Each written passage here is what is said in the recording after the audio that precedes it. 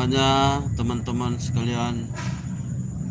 Semoga kita dalam keadaan sehat dan semangat, tetap semangat, dijauhkan dari segala hal yang buruk, malapetaka, kecelakaan, gangguan penyakit, gangguan apapun tidak menimpa kita semua dan keluarga kita. Itulah doa saya dari sini, teman-teman, untuk penonton semua. Saya kasih judul kali ini hak pencuri. Ini hanya apa saja ya teman-teman.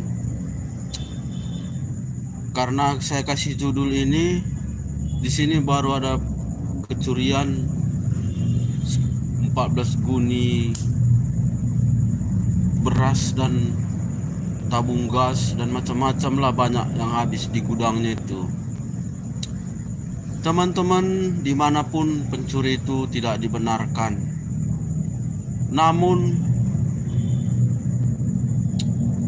semua diciptakan, dan saya percaya semua yang diciptakan Tuhan itu baik, tidak ada yang buruk. Yang membuat buruk itu adalah manusia, kan begitu. Semua punya batas-batasan, begitulah kira-kira teman-teman. Kalau udah berlebihan itu sudah melanggar aturan-aturan yang ada. Seperti yang saya katakan,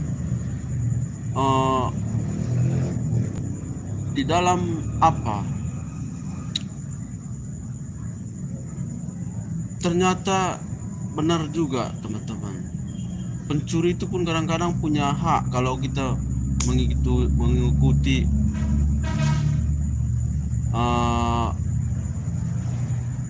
ajaran kitab suci, karena kitab suci berkata, jika ada yang mencuri jubahmu, kasih juga bajumu, katanya. Itu firman Tuhan, ya kan? Jadi kadang-kadang memang benar juga teman-teman, karena semua itu kan ciptaan Tuhan.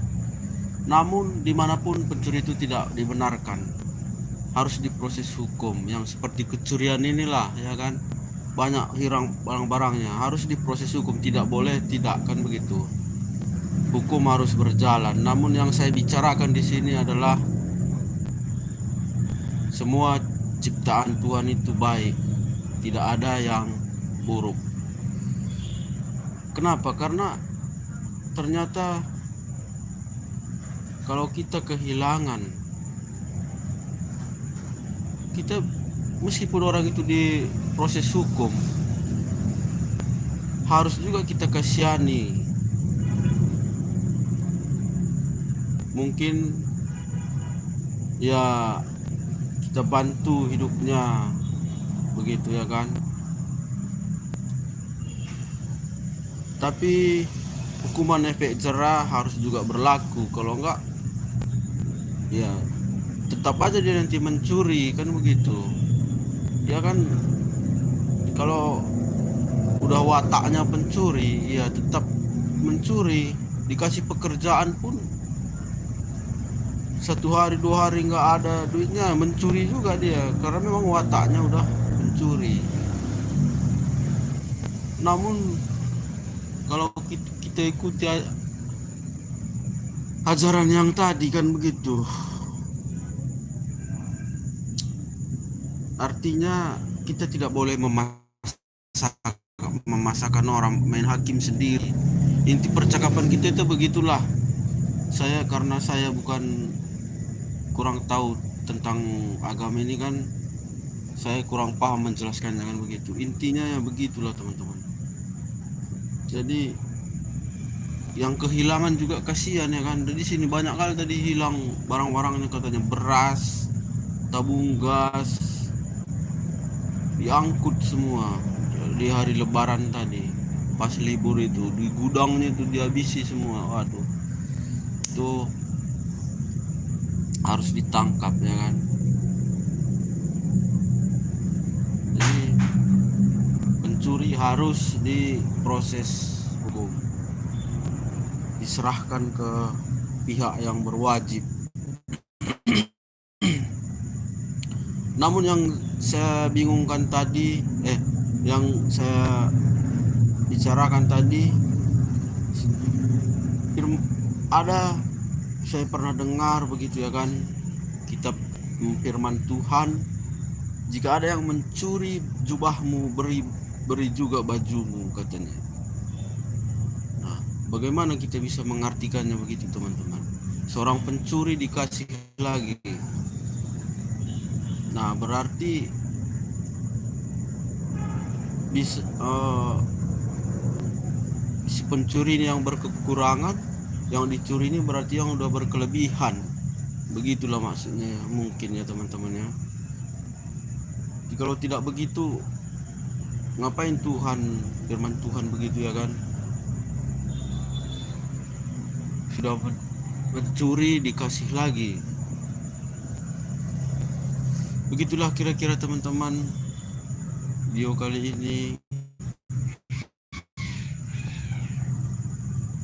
Yang pasti jangan mencuri, jangan berzina, jangan membunuh, jangan bersaksi dusta, jaga bibir. Ini yang paling utama, karena bibir kita nanti yang sering mencaci maki, sering menghina orang, sering tahapa, bibir kita juga yang berdoa, bibir kita juga yang meminta kepada Tuhan. Jadi kuncinya jaga bibir kita, maka hati kita pasti suci. Jika kita mampu menjaga bibir kita, karena segala ucapan itu dari bibir ya kan, dari hati. Ya begitulah kira-kira teman-teman. Selamat malam semuanya.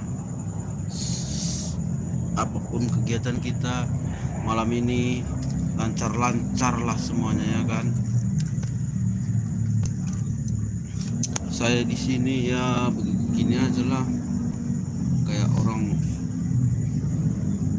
membeli teman yang saya banggakan, yang saya muliakan, macam-macam lah semua.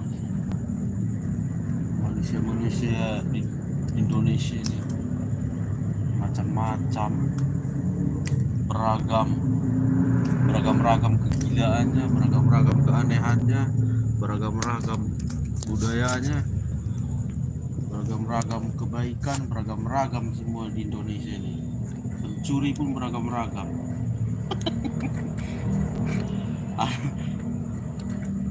Pagar rumah pun bisa hilang. Tahu apa ya pagar rumah? Pagar rumah pun bisa hilang. Di daerah saya ini cuman apa yang belum hilang? Tai. Kalau manusia belum pernah hilang diculik pakai mobil depan sana, udah lama atau berapa tahun yang lalu. Mobil, kereta, tak apa aja hilang semua. Kulkas, cuman tai yang nggak pernah hilang. Kurasa tai kita pun diletakkan di sana, hilang juga kayaknya. Wah, susah kali hidup. Kasihan yang kehilangan itu tadi. Tapi kasihan pun nggak perlu juga dikasihan, orang kayanya ya kan, punya cabang-cabang usahanya. Justru yang pencuri ini kasihan, ngapain dia pencuri, udah dapat nanti di penjara lagi, di apain lagi sama, periksa lagi sama polisi ya kan, kasihan. Tapi di sisi lain ya namanya pencuri, tetap aja mencuri, dikasih pekerjaan pun mencuri juga nanti itu, karena udah mendarah daging kalau udah pencuri. Aduh, hilang semua barang-barangnya. Benar teman-teman, di sini cuman tai yang belum pernah hilang. Kurasa tai kita ditaruh di sana kan hilang juga kayaknya, karena perlu juga dicoba taruh di sana tai, hilang apa enggak begitu.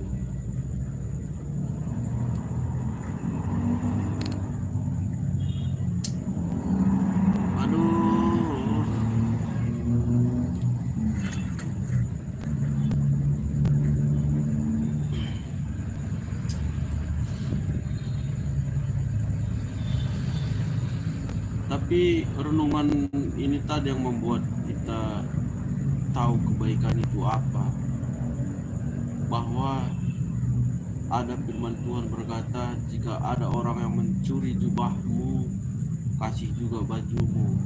Jika ladangmu sudah panen, biasanya kan udah panen ladang kita, jeda berapa minggu ya kan, baru ditanam lagi. Selama jeda itu diizinkan mencuri masuk. Jangan tak kayak lupa aku kata-katanya itu. Iya, diizinkanlah pencuri itu masuk katanya. Jika udah ladang menuai hasil, biasanya kan kalau di ladang itu panen ya kan, panen udah berapa minggu kan apa itu dibiarkan di situ, baru ditanam lagi kan gitu. Nah, selama jeda itu kata firman Tuhan itu izinkan pencuri masuk, biarkan mengambil itu sisa-sisa itulah maksudnya mungkin ya kan. Kita kurang tahu juga kalau bukan ahlinya yang berbicara, kalau bukan ahli agama yang berbicara ya itulah. Mungkin maksudnya begitu, untuk orang-orang susah lah begitu ya kan. Ya lebih baik juga dikasih ya kan. Ya pencuri pasti ada, nggak mungkin nggak ada. Mungkin itu maksudnya, pencuri pasti ada di mana-mana, itu pasti ada. Bukan orang susah aja pencuri, orang-orang berada pun banyak yang pencuri, penipu, banyak yang penipu, banyak duitnya dari tipu-tipu kan begitu. Mungkin maksudnya firman itu begitu, orang berduit pun nipu, orang susah pun nipu, jadi sama-sama nipu. Ngapain orang susah dihukum begitu, ngapain juga ya. Yang penting intinya mencuri itu tidak dibenarkan lah, tidak dibenarkan di mana-mana, karena merugikan orang lain, merugikan orang lain. Namun ya di sisi lain artinya semua ciptaan Tuhan, jadi dicuri orang pun barang kita harusnya jangan kita masakan, karena milik Tuhan yang diambil kan begitu. Biarlah urusan dia sama Tuhan, intinya begitu. Namun hukum suatu bangsa ya begitulah, harus dijalani, namanya kita berbangsa ya kan. Jadi kayaknya dipecat tadi tuh yang jaga malamnya tuh, banyak hilang barang-barangnya katanya. Beras berapa goni, berarti pakai mobil lah datang pencurinya itu. Beras berapa goni, tabung gas, banyak lah yang hilang. Pencuri.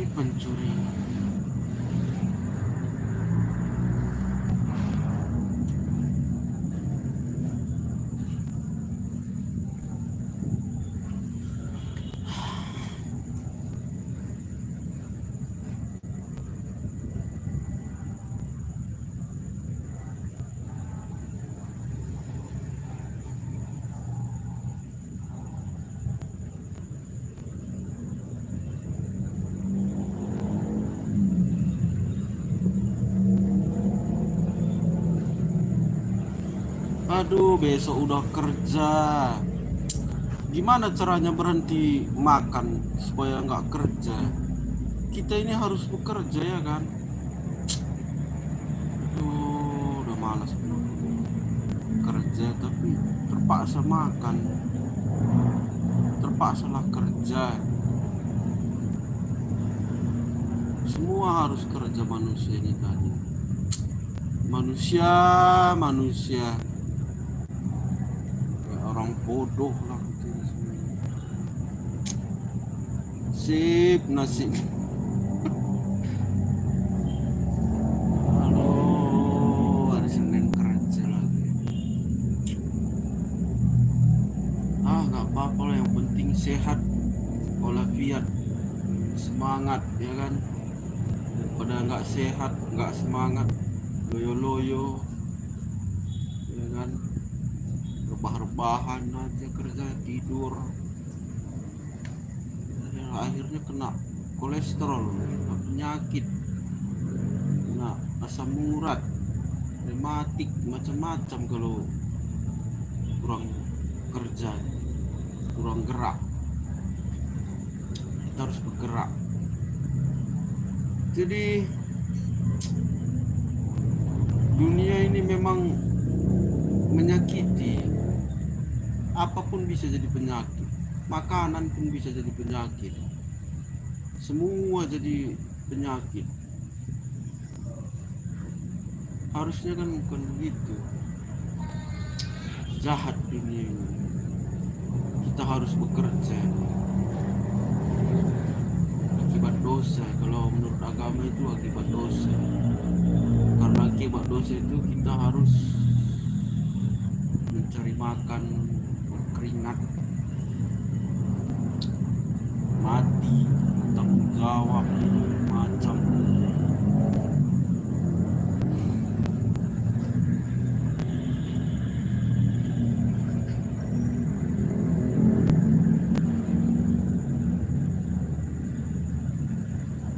Ngomong apa aku tadi ini, melantur-melantur, ya kan? Tapi begitulah, semoga kita paham semuanya, teman-teman sekalian yang saya banggakan.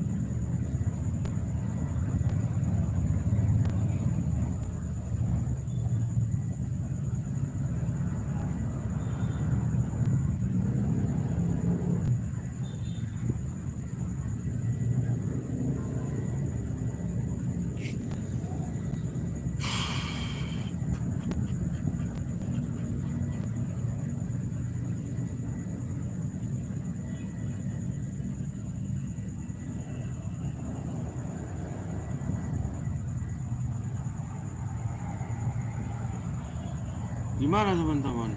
Sehat kalian kan? Kalau nggak sehat minum obat.